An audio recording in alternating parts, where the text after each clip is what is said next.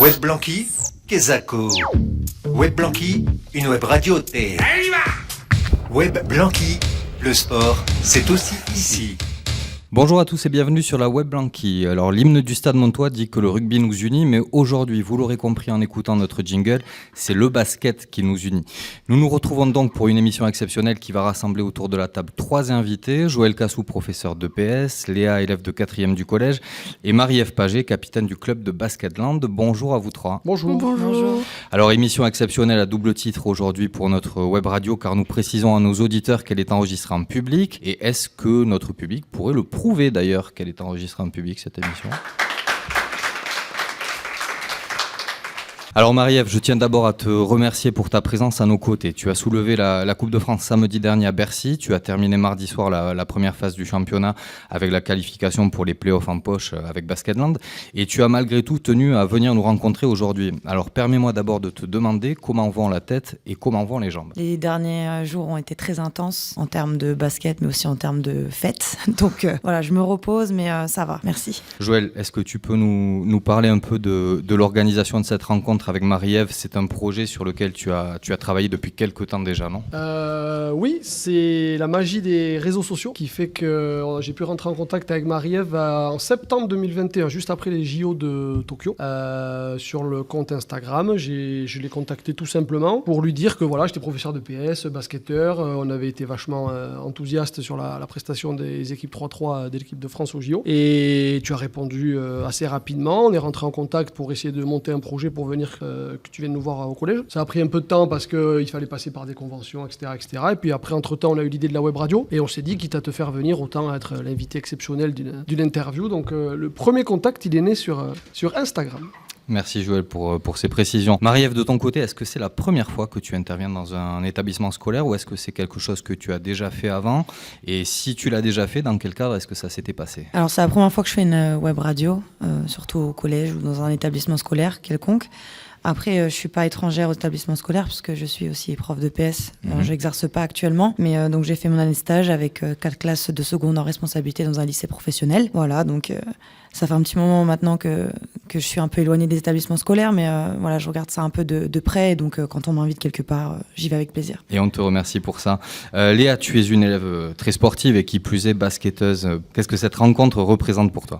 Alors moi, je suis très heureuse parce que je vais quand même interviewer une joueuse de 3-3 internationale, capitaine de Basketland. Je ne vais pas pouvoir faire ça tous les jours. Ok, pour donner quelques repères aux élèves présents dans le public et surtout pour me reposer un petit peu, je vais donner la parole à Joël qui a bien travaillé sur la bio de Marie-Ève.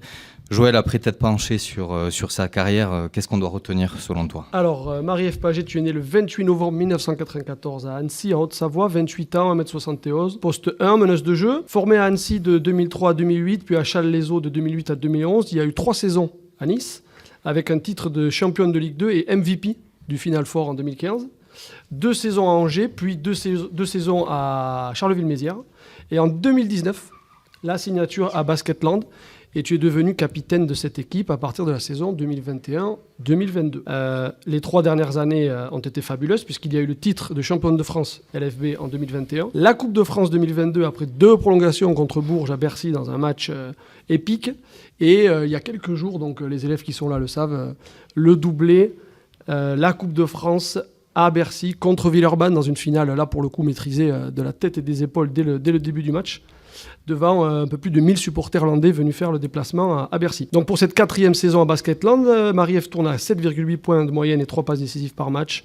Une belle régularité pour cette meneuse de jeu qui a le numéro 74 sur le dos. On pourra peut-être y revenir tout à l'heure. Basketland, c'est la fin du championnat. Elles sont 5e du classement avec un bilan de 11 victoires pour 11 défaites. La dernière victoire, c'était mardi, je crois. Et une qualification assurée pour les playoffs. On va dire, allez, sur un shoot au buzzer à Villeurbanne, sur l'avant-dernière journée, à 62-60, remise en jeu ligne de fond. Marie-Ève Paget décalée à 3 points. Ficelle, 63-62, la qualif en poche. Avec la 5e place du coup au classement. Et le choc contre Bourges, 4e, qui débutera mardi prochain pour le match aller à Daniel Mitterrand. Alors très rapidement, le palmarès, donc on a un peu évoqué. Donc championne de France Ligue féminine en 2015.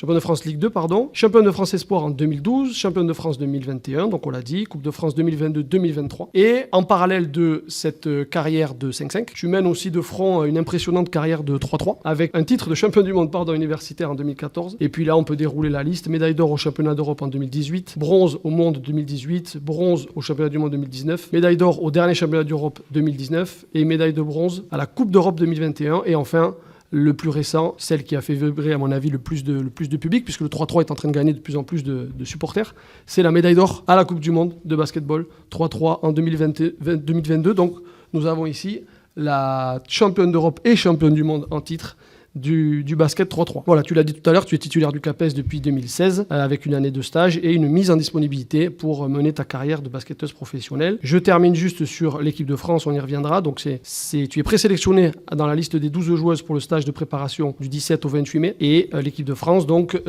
défendra son titre au championnat du monde de Vienne à la fin du mois de mai. Et après, on en parlera, il faudra aussi assurer un classement au ranking en vue des Jeux Olympiques de Paris 2024. Voilà, je suis essoufflé rien qu'à l'idée de lire tout ce palmarès. Mais voilà, les élèves un petit peu, à 28 ans déjà, le CV impressionnant de notre capitaine de Basketland. Marie-Ève, est-ce que Joël a bien travaillé? Est-ce que tu vois des choses à corriger ou à préciser peut-être? Ou des moments de ta carrière peut-être dont il a parlé, sur lesquels tu aimerais revenir? Ou peut-être nous dire les moments qu'il a cités, les titres qu'il a listés, dont tu es peut-être la plus fière? Non, je pense que c'est assez complet. On peut aussi préciser peut-être une présence aussi aux Jeux Olympiques à Tokyo, pour la première du 3-3. Oui, alors, tout à fait, c'est noté, mais comme c'était une 4e place, et je sais que c'est un souvenir douloureux, je ne voulais pas attaquer d'entrée. Vous savez qu'il y a une défaite contre la Chine 16-14 pour la 4e place. Mais oui, effectivement, il y a une magnifique 4e place au JO de 2021. Pardon. Non, il n'y a pas de souci, sinon c'était très complet. C'est pas Daniel Mitterrand, c'est François Mitterrand par contre. Tout à fait. Prochain match. C'est bon, remarqué. Sinon c'était parfait. Excellent, c'est bien le prof de PS qui étale la culture. Joël, c'est toi qui enchaîne du coup là. Oui, donc on va enchaîner du coup avec ce petit CV. On dit souvent dans le sport de haut niveau que le plus dur, c'est pas d'arriver au sommet, c'est d'y rester. Donc, Marie-Ève Paget, quel est ton secret? J'ai pas de secret. En fait, j'aime ce que je fais. Je prends du plaisir et c'est ça le plus important. Je pense que tant qu'on prend du plaisir dans ce qu'on fait, que ce soit quand on a une passion ou même quand on n'en a pas et que c'est quelque chose qu'on doit faire, si on prend du plaisir, tout ce qu'on fera sera, on le vivra mieux et surtout, moi dans mon cas, la performance suivra. Si je prends du plaisir sur le terrain, je vais être performante. Et j'ai toujours envie d'être la meilleure version de moi-même, de progresser, de toujours... même si aujourd'hui j'ai gagné quelques titres, j'ai toujours envie d'en avoir plus. Donc c'est ça aujourd'hui qui me fait vibrer, c'est ça qui m'anime tous les jours quand je me lève, c'est d'être la meilleure version de moi-même, pas meilleure que les autres, mais la meilleure version de moi-même. Et voilà, c'est ça qui me permet aujourd'hui de continuer mon petit chemin et d'essayer de gravir mes objectifs, tout simplement. Et tout à l'heure, Marie-Ève, tu as parlé de ton lien avec le monde de l'école. Dans tes propos là, que tu viens de nous livrer, on a l'impression que c'est aussi peut-être un petit message pour les ados, pour nos élèves aussi, les valeurs que tu as mises en avant là, dans ce que tu viens de nous dire. Oui, c'est carrément un message pour vous tous ici. Si vous avez une passion, quelque chose que vous aimez, il faut vous y investir à fond. Peu importe ce que les autres peuvent vous dire, c'est vous et vous seul. Et voilà, si vous aimez faire quelque chose, faites-le. Et surtout, ne vous prenez pas la tête. Et surtout, c'est bien beau de dire je veux faire quelque chose, mais il faut aussi ensuite travailler pour mettre en œuvre les choses pour pouvoir atteindre cet objectif. Et même si à la fin cet objectif il n'est pas atteint, c'est pas grave, tout ce que vous aurez fait tout ce que vous avez mis en place pour le faire, ça vous aura forcément appris quelque chose et vous en sortirez grandi. Merci Marie-Ève pour ces conseils à destination de nos élèves. Alors la rencontre d'aujourd'hui, elle s'inscrit aussi dans le cadre du partenariat que le collège a mis en place avec le club de Basketland. Et donc ce partenariat s'est traduit par la participation de la classe média à 3 rencontres de championnat. Alors on a eu l'occasion de travailler avec Antoine qui est chargé de la communication du club. Et Léa, tu as eu l'occasion d'assister à l'une de ces 3 rencontres avec l'un de tes camarades. Est-ce que tu pourrais nous parler un petit peu de cette expérience ? Alors nous, on est allé voir des matchs de Basketland et on a interviewé un peu tout le monde qui s'y trouvait. C'est-à-dire on a interviewé des caméramans, on a interviewé des joueuses aussi, on vous a interviewé déjà. En fait, c'était pour faire un reportage sur Basketland un peu et une équipe sportive professionnelle. Ok Léa. Alors, Léa, tu as aussi beaucoup travaillé pour préparer cette émission. Tu as aussi préparé donc quelques questions à poser à Marie-Ève. Par quoi est-ce que tu veux que l'on commence ? Alors moi j'aimerais bien vous demander tout d'abord quelle est à ce jour votre plus grande émotion sportive ? C'est dur d'en choisir qu'une. Mais aujourd'hui, je pense que le titre de championne du monde restera quand même des émotions très fortes. Mais aussi, alors c'est pas un souvenir directement sur le terrain, mais c'est un souvenir des Jeux. C'était la cérémonie d'ouverture. Être avec toute l'équipe de France dans le bus avec les autres athlètes. Moi, j'étais dans le bus, d'ailleurs, on était dans le bus avec les porte-drapeaux. Donc vraiment, il y avait un truc incroyable dans ce bus, il y avait vraiment de l'ambiance. Alors même si le stade, il était totalement vide, il y avait juste notre cher président Emmanuel Macron qui était tout seul dans ce gradin avec d'autres dirigeants. Mais c'était incroyable parce qu'on était vraiment... pour une fois, en fait, on représentait pas l'équipe de France de basket 3-3 ou l'équipe de France de basket, on représentait l'équipe de France. Et ça a été des émotions vraiment décuplées. C'est vraiment une fierté et une chance incroyable pour moi d'avoir pu participer à cet événement interplanétaire que tout le monde suit et que je pense beaucoup d'athlètes aimeraient vivre. Et ça dépasse la déception liée au huis clos du tournoi, du coup, quand même, ou pas ? Ouais, non, franchement, moi, je m'en fichais totalement d'être à huis clos tant que je faisais les Jeux. C'était mon objectif principal. Donc, j'aurais aimé, évidemment. Les autres athlètes, déjà olympiens avant, auraient déjà dit oui, c'est pas pareil. Mais en fait, j'étais tellement contente d'y participer parce que c'est un projet depuis longtemps et puis ça a été un parcours long et parsemé d'embûches. Du coup, tant qu'on y est, en fait, pour moi, ça avait peu d'importance d'avoir personne ou quelqu'un dans le stade, quoi. Ok, merci Marie-Ève. Léa, tu voulais aussi questionner Marie-Ève par rapport à ses références basket, je crois. Oui, y a-t-il des joueuses ou des joueurs que vous considérez comme des modèles à suivre ? Oui, je pense qu'il y a plein de beaux et de belles joueuses, donc joueurs-joueuses à suivre.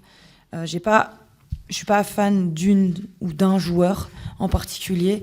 C'est vrai que quand j'étais plus petite, j'ai pas forcément eu une culture basket par mes parents parce qu'ils jouaient pas au basket en fait, donc j'ai pas forcément regardé de match ou j'étais pas scotché à mon écran à regarder des vidéos ou des highlights de joueurs. Mais c'est vrai que j'ai beaucoup suivi des joueurs de manière générale en grandissant. Et c'est vrai que par exemple, Céline Dumer, qui est derrière ma coéquipière, c'est quelqu'un plus jeune dont je m'inspirais. Il y a aussi des joueuses américaines, puis des joueurs aussi. Voilà, on a tous vibré avec la Dream Team, Michael Jordan, enfin peut-être pas vous parce que vous êtes un peu trop jeune, mais Michael Jordan, voilà, tout ça c'est des joueurs qui sont connus et voilà, c'est des joueurs sur lesquels je suis admirative de leur parcours et des joueurs qui sont. Léa, est-ce que toi aussi tu as des joueuses ou des joueurs références ? Oui, moi aussi j'ai Céline Dumerc. Après, Marine Johannes et Marine Fotoux, je trouve qu'elles sont assez fortes. Et puis vous, bien sûr. Alors, je pourrais poser la même question à Joël, mais je crois que tout le monde dans la salle connaîtrait déjà sa réponse. Joël, peut-être quand même, non ? Ouais, tu vois, je t'aurais répondu Michael Jordan, mais puisqu'il est là dans l'assemblée, en fait, mon joueur préféré, c'est Lionel Laborde. Ah. Clairement, l'un des meilleurs joueurs de l'histoire du basket français. Léa, tu peux enchaîner, je crois. Marie-Ève, quelles seraient les joueuses avec qui tu voudrais jouer, que ce soit pour des raisons sportives ou humaines ? Je sais pas. T'as peur de vexer peut-être Non, même pas, j'ai pas forcément de réponse, juste jouer avec des joueuses... Alors moi, ce que j'aime bien chez les gens, c'est... je pense que chaque personne est différente et que c'est important de prendre la personne comme elle est, surtout en tant que meneuse de jeu, quand on manage un peu une équipe ou aussi en tant que capitaine. C'est vrai que on sait que chaque personne a ses qualités, mais aussi ses défauts et son biais aussi de communication. Donc pour faire passer des messages, c'est important de connaître les gens. Mais c'est vrai que c'est plus facile pour moi de parler avec des gens qui sont un peu plus ouverts ou des gens qui s'investissent beaucoup plus aussi. C'est vrai que j'ai tendance à... Il y a une chose qui m'énerve, c'est les gens qui s'investissent pas à fond. C'est vrai que c'est quelque chose où moi-même j'ai du mal à me contrôler sur ça et j'ai du mal à comprendre et à concevoir. Donc donc j'ai pas de nom en particulier en tête, mais moi je veux jouer avec des gens avec qui je sais que je peux partir à la guerre et sans souci, quoi. Merci Marie-Ève. Joël, donc lorsqu'on a construit le plan de cette émission, tu m'as très vite indiqué, puisqu'on recevait Marie-Ève, qu'il fallait que l'on aborde la question du basket 3-3. Est-ce que tu peux nous parler un petit peu de cette discipline qui monte hein ? Oui, c'est clairement la discipline en sport co qui est en train de monter au fil des ans. Alors, il faut savoir que le basket traditionnel a toujours eu une double culture. Il y a eu la culture du club, la culture de la salle, la culture des championnats, et il y a eu la culture du playground, il y a eu la culture du jeu libre, du jeu sans contrainte, où on joue avec ses potes, où on met de la musique et où Voilà, on connaît le Rucker Park à New York. Enfin, il y a toujours eu cette double culture dans le basket. Et le 3-3 est venu proposer un mix intéressant de ces deux versions. C'est-à-dire que c'est en plein air, c'est des plateaux éphémères, on appelle ça. C'est-à-dire que c'est des plateaux qui sont transposables selon les endroits. Donc, il y a des endroits magnifiques sur lesquels le circuit 3-3 s'installe. Peut-être que tu pourras nous dire quelques lieux. Voilà, avec des villes, avec des capitales. Enfin, c'est un terrain qui est facile à transposer. C'est un puzzle qu'on monte la veille ou l'avant-veille de l'événement. C'est très cardio. Enfin, tu nous feras tout à l'heure un peu la différence entre les deux pratiques, mais c'est vrai que c'est en 21 points ou en 10 minutes. Donc, c'est une pratique qui est totalement différente du 5-5 en club et qui a su rencontrer un public. On voit d'ailleurs de plus en plus de joueurs professionnels du championnat 5-5 qui viennent sur le championnat 3-3 parce que c'est quand même très difficile de jouer sur les deux tableaux. Et puis l'avantage aussi du 3-3, que ce soit en pro ou nous en amateur, c'est qu'on peut décider d'aller faire un tournoi et de choisir son équipe. Moi, je peux décider de monter une équipe avec M. Pomarès et M. Boyer et d'aller faire le premier tour. Bon, on fera un match certainement, mais... Une mi-temps peut-être.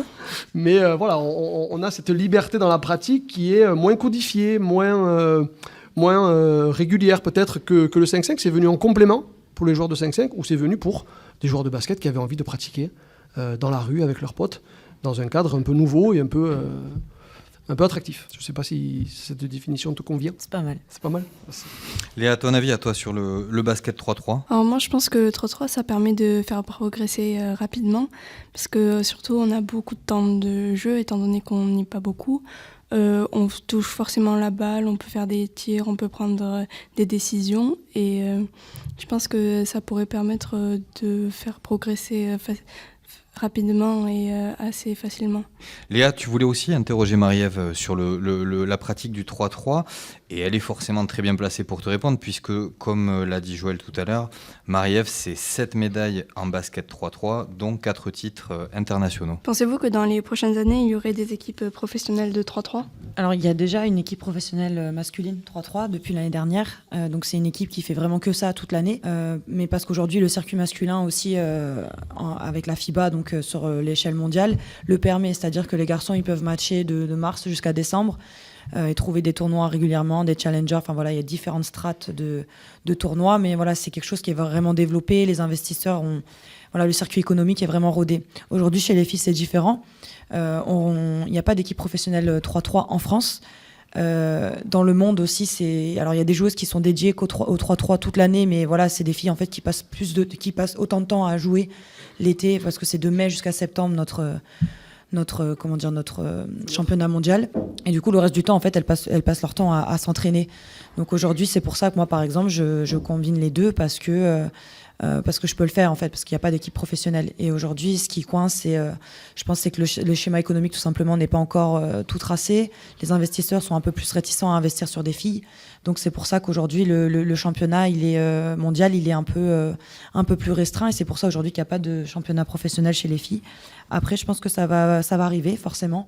C'est comme l'a dit Joël, c'est une discipline qui est en pleine expansion et je pense que peut-être pour préparer les Jeux de Los Angeles en 2028, je pense qu'il y aura peut-être un championnat, des joueuses vraiment professionnelles. Mais voilà, aujourd'hui il n'y a pas de championnat professionnel en France de 3-3.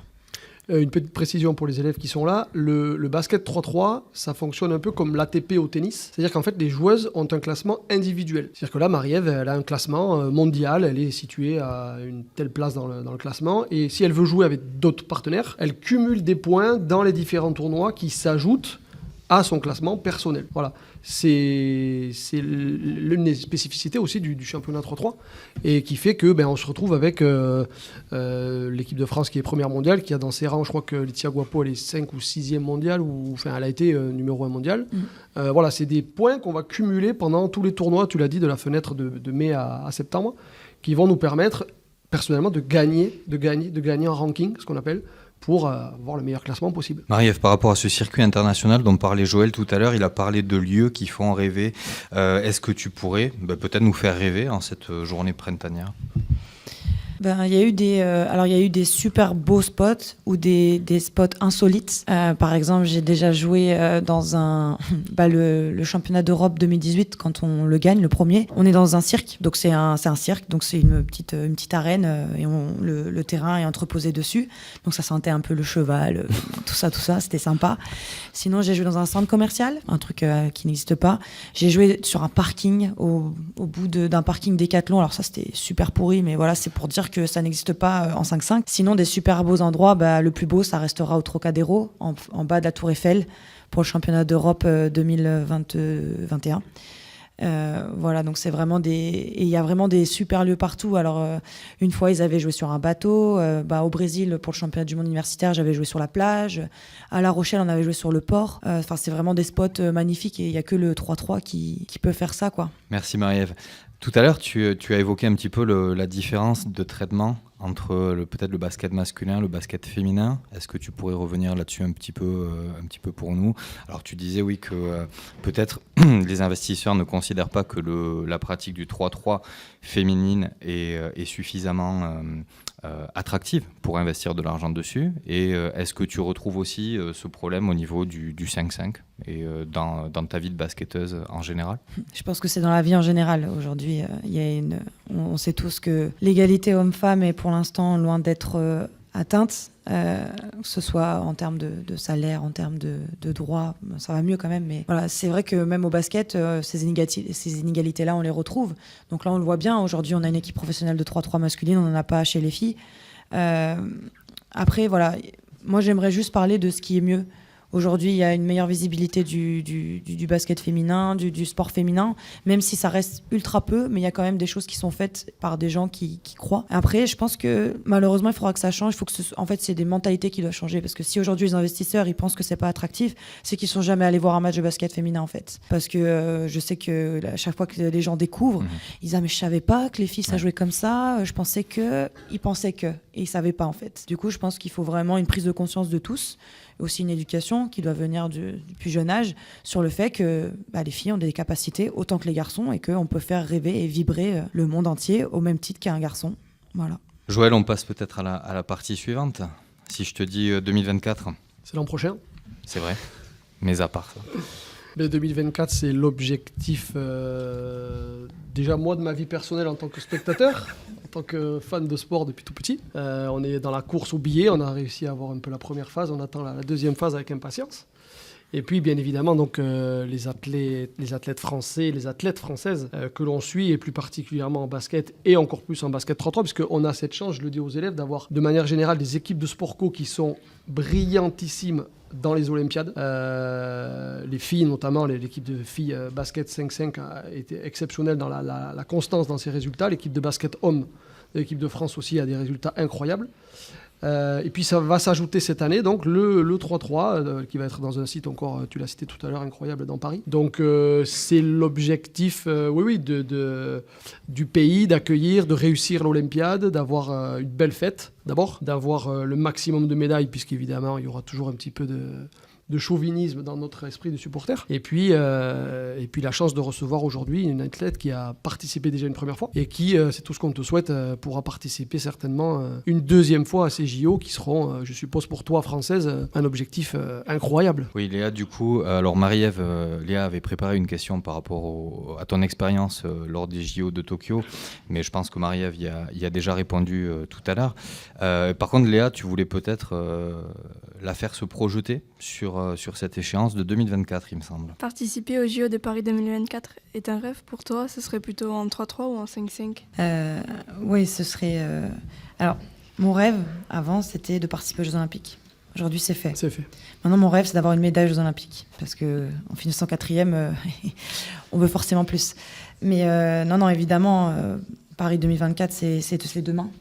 Pour un athlète, c'est demain, ça va aller très vite. Aujourd'hui, c'est avec le 3-3. Évidemment, moi, j'ai fait mon choix parce que pour plein de raisons, hein, Tokyo m'est resté en travers de la gorge.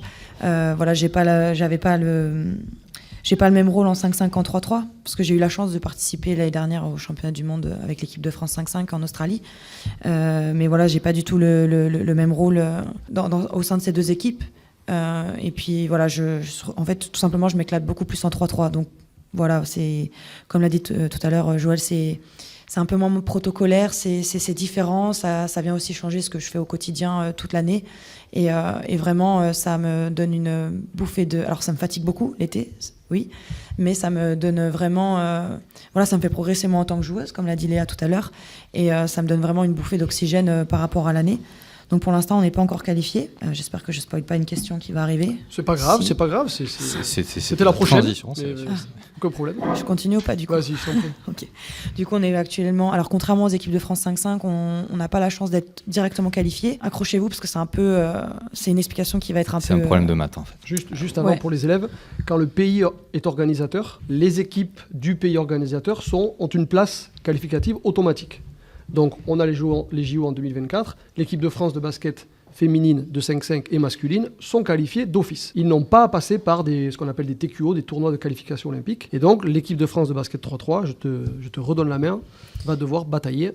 Ouais, c'est ça. Donc aujourd'hui, nos jeux, contrairement au 5-5 qui va se dérouler à Lille, notre spot, ce ne sera pas la Tour Eiffel, ce sera la Concorde, la place de la Concorde, donc au fond des Champs-Élysées. Alors du coup, en fait, le tournoi olympique, on est 8 équipes par genre. Donc, il y a 8 équipes filles, 8 équipes garçons. Et il va y avoir une seule place qualificative pour pays hôtes. À la fin de l'été, on va le savoir à partir du 1er novembre 2023 parce que c'est à l'heure où le ranking s'arrête, le ranking mondial. Et en fait, l'équipe mieux classée entre les filles et les garçons sera qualifiée d'office. Donc, par exemple, on finit 5e, les garçons 7e. Nous, les filles, on est qualifiés d'office sans passer par un TQO. Par contre, les garçons devront, eux, passer par un tournoi qualificatif olympique. Alors, ils auront 3 chances parce qu'il y a 3 TQO. 3 TQO différents. Donc, ils ont quand même beaucoup de chances de se qualifier à travers ces différents TQO-là. Mais aussi, on peut aussi se qualifier par la voie sportive. C'est-à-dire que si on finit dans le top 3 mondial, top 2 européen, on est qualifié sportivement. Donc, on n'active pas la place pays hôte, mais on est qualifié directement par le sport, par le sportif. Et du coup, comme je l'ai dit, le dernier schéma, c'est par le TQO qu'on peut se qualifier. Voilà. Joël, elle t'a simplifié la vie, là, Marie-Ève. Elle a tout dit. Elle est brillante sur le terrain, brillante en interview. Écoute, on peut continuer.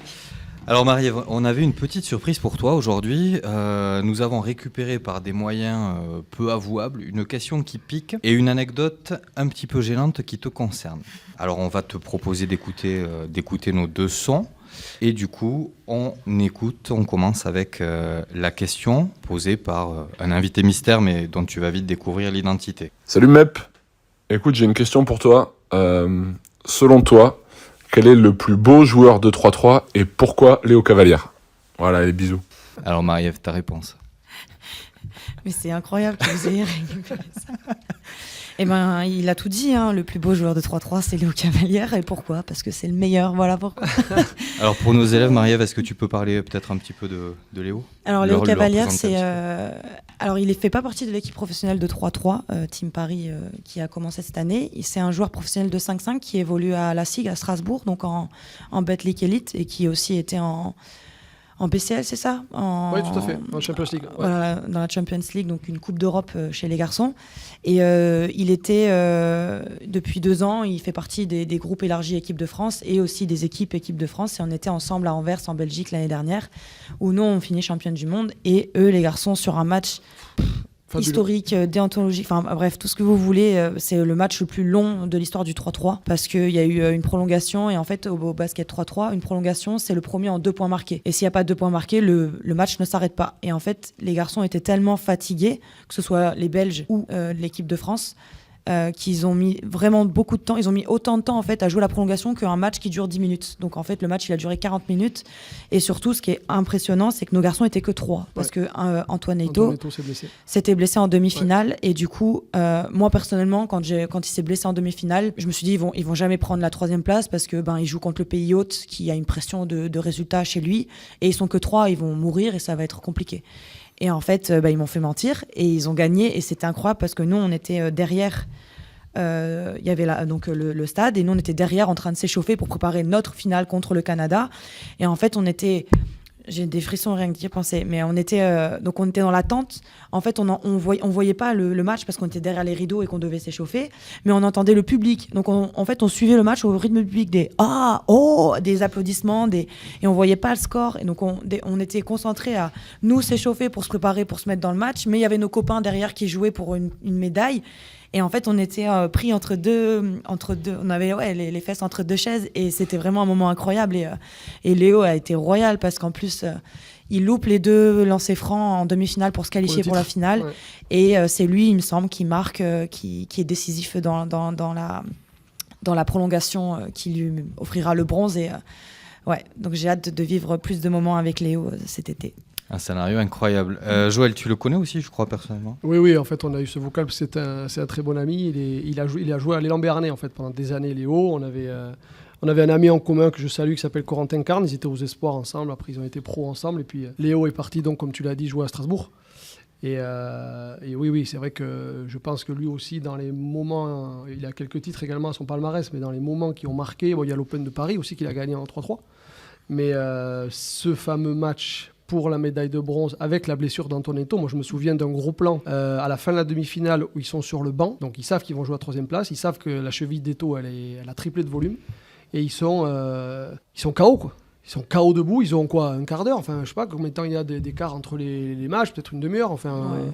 Une heure même. Ouais, une petite heure quoi, pour se remettre un peu dans le cardio, et ils nous sortent, comme tu l'as dit, ce match qui reste un match d'anthologie sur tous les plans. Alors, Hugo va maintenant nous lancer le second audio, s'il te plaît, Hugo. En fait, on habitait à Park City quand on jouait à Nice.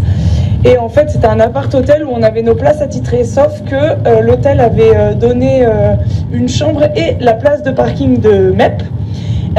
Du coup, la personne voulait se garer, sauf qu'il y avait la voiture de MEP. Voilà, c'est ce qu'on appelle Jean-Michel pas de chute, l'anecdote qui n'a pas de chute. Et c'est Marie-Ève qui va peut-être pouvoir nous la raconter. Est-ce que tu as reconnu déjà la voix qui te pose cette question? Oui, j'ai reconnu Laetitia Guapo, avec qui j'étais pas plus tard qu'hier avec elle, et que je retrouve d'ailleurs mardi. On en parlait tout à l'heure, oui. Alors non, cette anecdote, elle est assez folle parce que effectivement, quelqu'un avait pris ma place de parking. Enfin non, en fait, j'avais pris la place de parking de quelqu'un, mais comme nous, on était à l'année, on n'avait pas de place attitrée et on se garait n'importe où. Et donc cette personne-là, qui était apparemment mécontente, avait écrit quelque chose sur mon capot, en fait, de voiture avec je croyais que c'était un marqueur noir à la base. Et elle avait marqué, donc en anglais, c'était une étrangère, elle avait marqué la prochaine fois tu te gareras à ta place, idiote. En fait, je me suis mis dans je m'énerve pas souvent. Même jamais.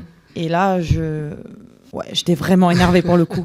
Et du coup, je suis montée à la réception et j'ai demandé en fait au réceptionniste qui était c'était devenu un ami quoi, qui était tout le temps là et que nous on vivait là. Je lui ai demandé le numéro de la chambre qui correspondait à la place pour aller m'expliquer avec le monsieur ou la madame.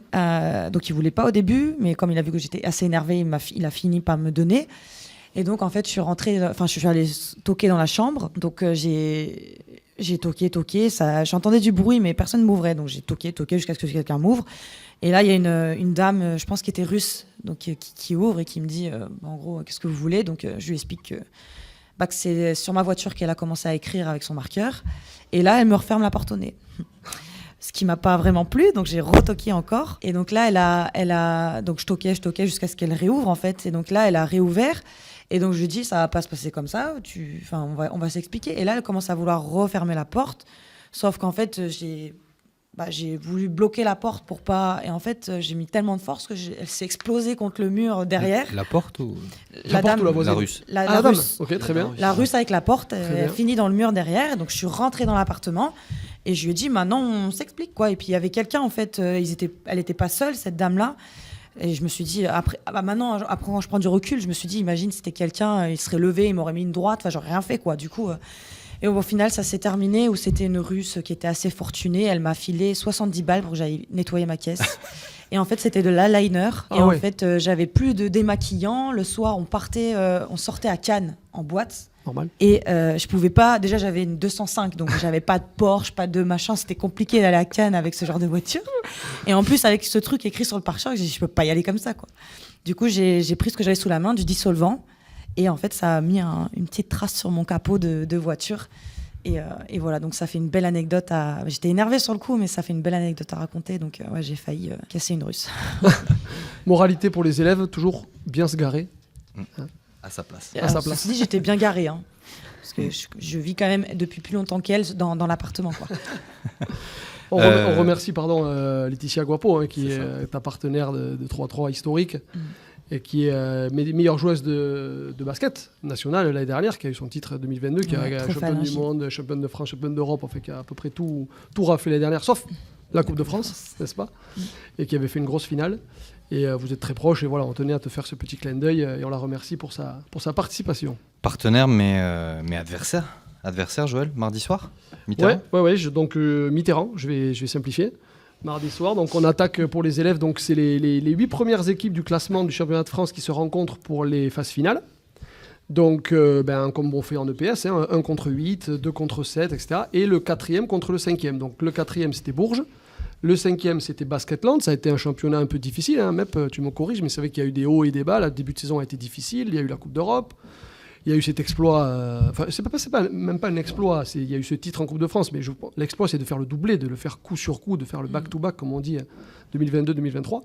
Et donc Bourges termine à la 4e place, Basketland termine à la 5e place, et c'est un format avec le premier match mardi chez le terrain du moins bien classé, donc Basketland. Voilà, donc le match 1 pour les élèves qui sont supporters aura lieu mardi soir à Mitterrand pour ce premier tour des playoffs de Ligue féminine de basket. Du coup, Marie-Ève, Céline Dumerc disait cette semaine sur les ondes de MDM qu'elle aurait préféré affronter de son côté Montpellier en quart de finale, car selon elle, Bourges sera plus difficile à mettre en difficulté. Est-ce que toi aussi tu partages cet avis ?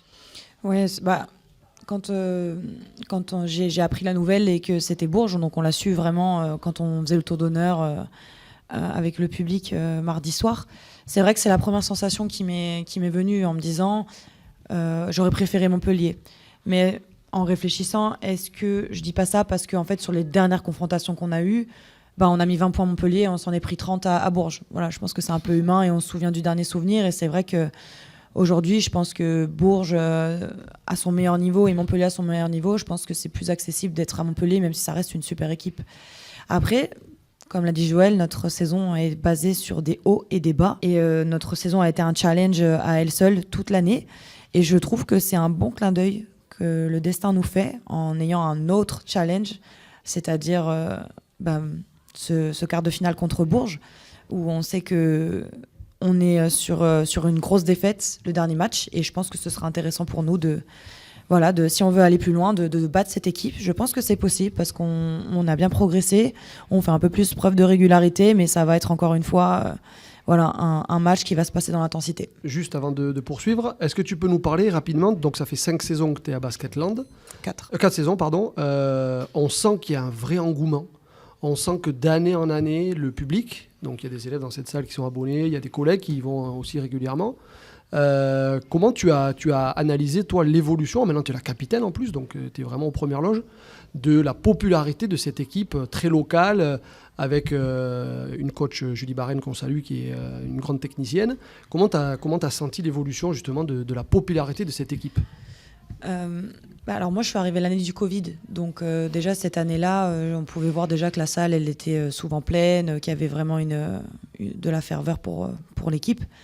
Mais et après les 3 dernières années on a toujours été sur des titres, donc je pense aussi que les gens forcément quand ça gagne de manière générale ils viennent de plus en plus et ça attire du monde. Mais dans tous les cas en fait moi depuis que je connais Basketland en tant qu'adversaire, depuis que j'ai commencé à jouer au basket et que j'étais en âge de jouer contre Basketland, ça a toujours été un club où il y a une ferveur, il y a quelque chose qui se passe, il y a une âme dans ce club. Enfin tous les gens qui viennent ici en fait de près ou de loin, les Landais, j'ai l'impression de manière générale, ils ont tous une histoire avec le basket. Et cette ferveur, ça a pesé dans la balance quand tu as signé ton contrat ici ? Alors, je peux pas dire ça parce que moi, ce qui m'a animée au début, c'est le projet sportif.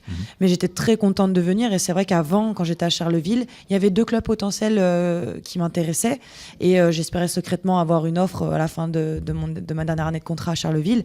Il y avait Villeneuve d'Ascq parce que c'était un club que j'aimais plutôt bien et Basketland parce que Parce que voilà, j'ai entendu que des bonnes vibes de ce club, vraiment en ayant joué en tant qu'adversaire. Enfin, moi, j'adorais voir l'ambiance qui s'y trouvait, la banda, la salle quasiment pleine, puis les gens qui prennent vraiment du plaisir à venir.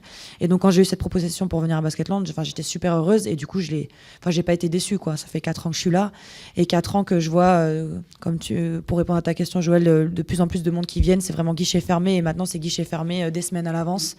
Il y a de plus en plus d'abonnés. Voilà, on est en termes de visibilité, les réseaux sociaux ne font qu'augmenter. Enfin voilà, je pense vraiment que le club commence à s'imposer de plus en plus et qu'il continue de grandir. Alors Léa, je crois que tu voulais poser une question supplémentaire à Marie-Ève avant de la libérer par rapport à sa fin de saison. Que peut-on te souhaiter plus personnellement pour cette fin de saison ? Le meilleur, qu'on passe le plus possible de tours de play-off et qu'on continue à titiller les grandes équipes et qu'on continue à écrire de manière positivement cette saison. Marie-Ève, tu as encore de belles années de carrière devant toi. Néanmoins, l'après-basket, pour toi, est-ce que ça pourrait être l'enseignement ? Parce que tu l'as évoqué tout à l'heure, hein, tu es titulaire du CAPES de PS. Est-ce que l'enseignement pourrait être une piste pour ton après-carrière, ta reconversion ? Ou est-ce que tu penses plutôt étudier les opportunités que le monde du basket pourrait t'offrir ? Alors moi, j'ai toujours... c'était un peu le deal. Je suis issue d'une famille où mes parents sont profs, tous les deux. Donc c'est vrai que l'école était toujours important pour eux et m'ont vraiment fait comprendre que c'était important d'avoir un double projet, chose que j'ai faite, et j'ai toujours voulu être prof de PS quand j'étais petite. En tout cas, j'ai très vite compris que je voulais un métier en rapport avec le monde du sport, et c'est vrai que j'avais toujours voulu être prof de PS, donc chose que j'ai faite. Aujourd'hui, j'ai pas forcément changé d'avis, mais je me laisse l'opportunité peut-être d'entrevoir autre chose, parce qu'aujourd'hui, voilà, ma carrière professionnelle, les émotions que ça me procure, l'adrénaline, l'exigence, je m'y retrouve parce que c'est ce que je fais au quotidien. Mais le jour où ma carrière s'arrêtera, peut-être que être simplement prof de PS ne me suffira pas. Donc, par exemple, j'ai passé mes diplômes d'entraîneur. Donc aujourd'hui, je peux aller jusqu'à un certain niveau, pas au niveau professionnel, mais à un certain niveau. Et puis peut-être que je touche à plein de choses. Aujourd'hui, je fais partie du syndicat des joueurs. Enfin voilà, je suis à la commission des joueurs de la FIBA. Enfin voilà, je commence à toucher aussi à pas mal de choses, et ce qui fait que je me laisse aussi l'opportunité de voir justement ces opportunités qui pourraient s'offrir à moi à la fin de ma carrière. Donc je sais pas vraiment si je retournerai dans l'enseignement. Mes proches n'y croient pas. Il n'y a que moi qui y crois, mais mes proches n'y croient pas. Ils pensent vraiment que je vais faire autre chose, vraiment être plus dans le basket. Mais moi je suis fermée à rien du tout, et en tout cas l'enseignement c'est toujours quelque chose qui me passionne et que j'aime beaucoup. Et je crois, Joël, que tu vas présenter ta classe de 5e à Marie-Ève à 14h10. Écoute, on va voir. C'est vrai que ça va être le moment de libérer un peu les élèves. Oui, si Marie-Ève veut bien nous faire l'honneur de voir le début de la séance des 5e, il y en a certains dans la salle. Oui, c'est vrai que c'est une passion commune, et oui, ça fait toujours plaisir d'avoir nos élèves, les yeux des élèves devant les grandes championnes et les grands champions. Eh bien, merci à vous trois pour votre participation à cette émission. Je vais simplement demander au public de vous applaudir, parce que je pense que les applaudissements sont tout à fait mérités.